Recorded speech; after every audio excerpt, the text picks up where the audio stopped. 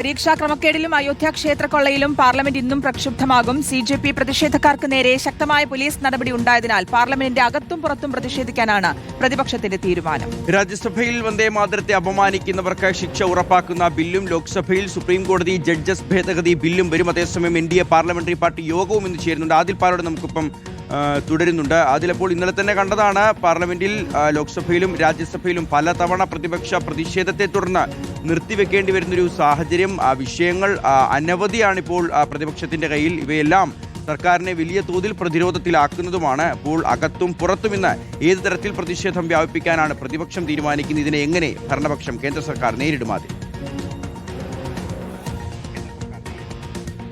ഇന്നലെ പാർലമെന്റിന്റെ തുടക്ക ദിവസം തന്നെ, വർഷകാല സമ്മേളനത്തിന്റെ ആദ്യ ദിവസം തന്നെ കൃത്യമായ സന്ദേശം പ്രതിപക്ഷം നൽകി കഴിഞ്ഞു. എങ്ങനെയാണ് ഈ പാർലമെന്റ് സമ്മേളനത്തിൽ മുന്നോട്ട് പോകാൻ ഉദ്ദേശിക്കുന്നത് എന്നതിന് ഉത്തരം നൽകി കഴിഞ്ഞിട്ടുണ്ട്.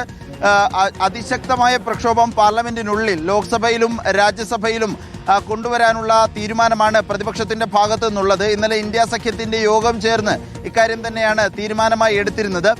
ഇന്നലെ പല തവണയാണ് പാർലമെന്റിന്റെ രണ്ട് സഭകളും നിർത്തിവെക്കേണ്ടി വന്നത്. ഒടുവിൽ ഉച്ചയ്ക്ക് ശേഷം ഇന്നലത്തെ പൂർണ്ണമായ സഭ നിർത്തി ഇന്നത്തേക്ക് പിരിയുകയായിരുന്നു. ഇന്നും സമാനമായി പ്രതിഷേധം തുടരാനുള്ള തീരുമാനമാണ് പ്രതിപക്ഷത്തിന്റെ ഭാഗത്തു നിന്നുള്ളത്. പ്രത്യേകിച്ച് ഈ CJPയുടെ പ്രതിഷേധത്തിന്റെ കൂടി പശ്ചാത്തലത്തിൽ നീറ്റ് ചോദ്യപേപ്പർ ചോർച്ച വലിയൊരു വിഷയമായി എടുക്കും. അത് ചർച്ച ചെയ്യണം പാർലമെന്റിന്റെ രണ്ട് സഭകളിലും എന്നുള്ളതാണ് പ്രതിപക്ഷത്തിന്റെ ആവശ്യം.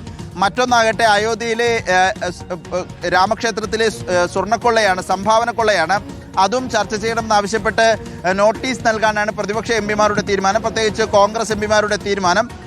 ഇന്നലത്തേതിന് സമാനമായി ഇന്നും വിവിധ വിഷയങ്ങൾ ഉന്നയിച്ച് പ്രതിഷേധം കടുപ്പിക്കാനുള്ള തീരുമാനം തന്നെയാണ് പ്രതിപക്ഷത്തിൻ്റേത്. സഭ സുഗമമായി ഇന്ന് മുന്നോട്ട് പോകില്ല എന്ന കാര്യം ഏതാണ്ട് ഏറെക്കുറെ ഉറപ്പാണ്. ഷിഹാസ്, ശരി. അതിലപ്പോൾ എന്താണ് സഭയിൽ സംഭവിക്കുക എന്നുള്ളത് കാത്തിരുന്ന് തന്നെ കാണാം.